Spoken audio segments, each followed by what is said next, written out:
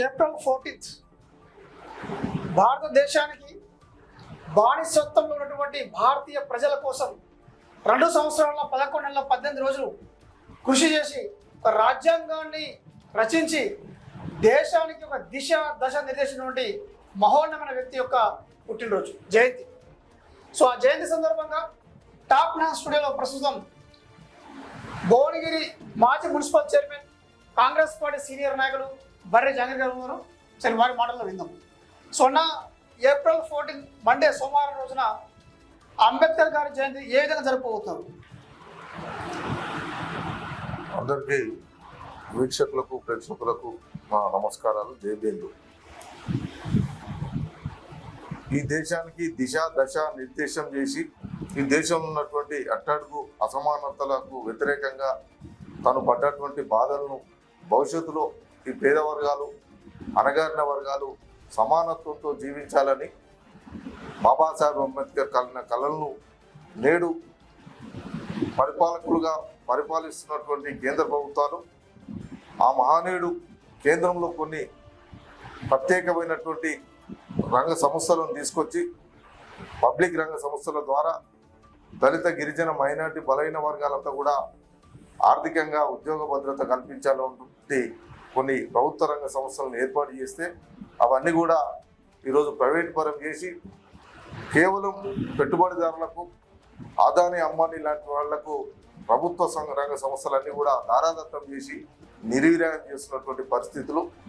అదేవిధంగా ఈ దేశంలో మైనార్టీలుగా ఉన్నటువంటి ముస్లింలే కానీ క్రైస్తవులే కానీ భవిష్యత్తులో రానున్నటువంటి రోజుల్లో దళితులు గిరిజనులు రిజర్వేషన్లు లేకుండా బాబాసాహెబ్ అంబేద్కర్ ఇచ్చినటువంటి ఆనవాళ్ళు ఈ దేశంలో లేకుండా చేయాలన్నటువంటి ఒక దృఢ సంకల్పంతో మనువాద మతతత్వ భారతీయ జనతా పార్టీ ఆర్ఎస్ఎస్ హిందూ సంస్థలన్నీ కూడా వారొక ప్రణాళికాబద్ధంగా పోతున్నటువంటి విషయాలు మేమంతా యువకులంగా బాబాసాహెబ్ ఇచ్చినటువంటి స్ఫూర్తిని బోధించు సమీకరించు పోరాడనే నినాదాన్ని ఈ దేశానికి ఉప ప్రధానిగా ఉన్నటువంటి బాబు జగజీవన్ రావు ఇచ్చినటువంటి స్ఫూర్తి హక్కుల కోసం బిచ్చమెత్తకుండా పోరాడనేటువంటి నినాదాన్ని తీసుకొని 2017 నుంచి యాదాద్రి భువనగిరి జిల్లా కేంద్రంలో మహనీయుల మాసం పేద వర్గాల తలరాతలు మార్చినటువంటి మాసం ఈ మాసం ఏప్రిల్ 5న బాబు జగజీవన్ రావు జయంతి దేశానికి ఉప ప్రధానిగా ఉండి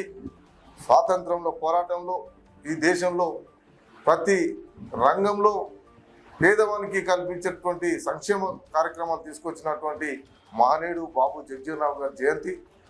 అదేవిధంగా స్వాతంత్రం పూర్వం 199 సంవత్సరాల క్రితమే ఈ దేశంలోని అజ్ఞానాన్ని అణిచివేతకు వ్యతిరేకంగా పురుడు పోసుకొని పుట్టినటువంటి మహనీయుడు మహాత్మా జ్యోతిబా పూలే. ఏప్రిల్ 14న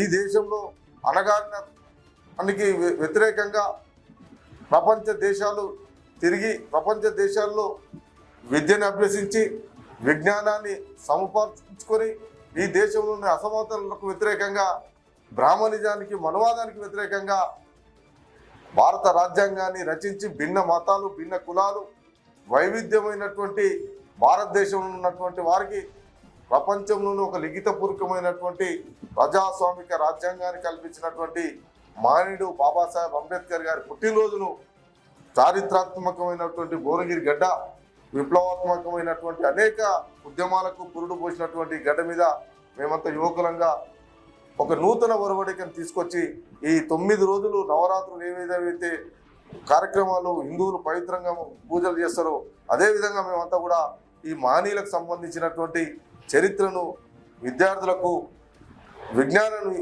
సమకూర్చిస్తూ తెలియనటువంటి విభిన్న వర్గాల వారికి ఈ మహనీయుల చరిత్రను విద్యను సంబంధించినటువంటి విషయాలు తెలియజేసుకుంటూ అదేవిధంగా ఈ ప్రాంతంలో కానీ ఈ దేశంలో జరుగుతున్నటువంటి మతతత్వ ప్రేరేపిత వివక్షతలకు వ్యతిరేకంగా కులానికే కానీ రాజకీయంగా సంబంధించినటువంటి వాళ్ళకు రాజకీయ పరంగా ఉద్యోగుల పరంగా వివిధ వర్గాల వారికి అణిచివేతకు గురవుతున్నటువంటి వాళ్ళను ఒక శక్తియుక్తమైనటువంటి కూడలి సమీకరించుకొని ఒక ర్యాలీ ద్వారా ప్రభుత్వాన్ని కానీ పాలకులే కానీ నాయకుల ఈ మనువాద మనస్ఫూర్తి కలిగినటువంటి వాళ్ళందరూ కూడా కనువిప్పు కలిగే విధంగా భువనగిరిలో హైదరాబాద్ చౌరస్తా నుండి ఏప్రిల్ 14న అన్ని వర్గాల వారు అంబేద్కర్ను ఆచరించేవారు, అంబేద్కర్ నిజాన్ని కూడగొన్నటువంటి వాళ్ళు రాజకీయ పార్టీలు కానీ, ప్రజా సంఘాలే కానీ, వివిధ సామాజిక సంబంధించినటువంటి నాయకులే కానీ ప్రజలతో కూడా ఆ ర్యాలీ ద్వారా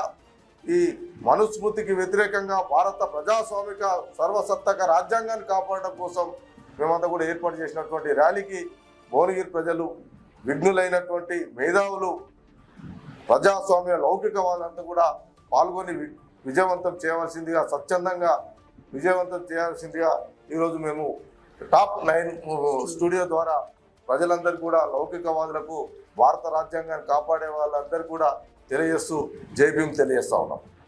సో ఇదే విషయం. అయితే మిత్రులారా, టాప్ 9 స్టూడియో ద్వారా నేను తెలియజేస్తుంది ఏంటంటే, అంబేద్కర్ గారు ఒక జాతికో, ఒక మతానికో, ఒక ప్రాంతానికో చెందిన వ్యక్తి కాదు. ప్రపంచ దేశాలన్నీ కూడా ఈ రోజున భారతదేశం వైపు చూస్తున్నాయి అంటే కేవలం భారత రాజ్యాంగం యొక్క గొప్పతనం. కాబట్టి మాల కావచ్చు, మాదిగ కావచ్చు, లంబాడి కావచ్చు, ఎరగల కావచ్చు, చెంచు కావచ్చు, కొయ్య కావచ్చు, కొండరెడ్డి కావచ్చు, బీసీ కావచ్చు, ఓసీ కావచ్చు, ప్రతి ఒక్క సామాజిక వర్గం నుంచి ఐక్యంగా ప్రతి ఒక్కరు కూడా రేపు సోమవారం జరిగేటువంటి ఏప్రిల్ 14వ తేదీ జరిగేటువంటి అంబేద్కర్ జయంతిని, భీమ్ యాత్రని జయప్రదం చేయాల్సిన అవసరం ఉంది. ఇది ఏ ప్రాంతానికి చెందింది కాదు, ఏ మతానికో, ఏ కులానికో చెందిన వ్యక్తి కాదు అంబేద్కర్. అంబేద్కర్ దేశానికి ఒక దిశ దశ ఇచ్చినటువంటి మహోన్నత వ్యక్తి. కాబట్టి చాలా మంది చాలా రకాలుగా అంబేద్కర్ని తక్కువ చేసే ప్రయత్నం చేస్తున్నప్పటికీ శాంతియుతంగా అంబేద్కర్ రాసిన రాజ్యాంగం మనకి హక్కుని వినియోగించుకుంటూ ఖచ్చితంగా, ముఖ్యంగా ఎవరైతే గిరిజన బిడ్డలు ఉన్నారో, నాకు ఇప్పుడే మాజీ మున్సిపల్ చైర్మన్ చెప్పడం జరిగింది, గిరిజన బిడ్డలు తక్కువగా పార్టిసిపేషన్ చేస్తున్నారని చెప్పేసి. ఇది ఖచ్చితంగా మన జాతిని కూడా రిజర్వేషన్ కల్పించి భారత రాజ్యాంగంలో, భారతదేశంలో ఆర్థిక, రాజకీయ, సామాజిక సమానత్వం రావడానికి రాజ్యాంగమే మనకు కృషి చేసింది. కాబట్టి అంబేద్కర్ గారి యొక్క రాజ్యాంగం ఈ రోజున మనకి ఈ హక్కును చెంది. కాబట్టి ప్రతి ఒక్క గిరిజన తండాల నుంచి కూడా గిరిజన బిడ్డలందరూ కూడా ఖచ్చితంగా భీమ్ యాత్రలో పాల్గొనాల్సిన అవసరం ఉంది. ఈ యాత్రని జయప్రదం చేయాల్సిన అవసరం ఉంది. Thank you.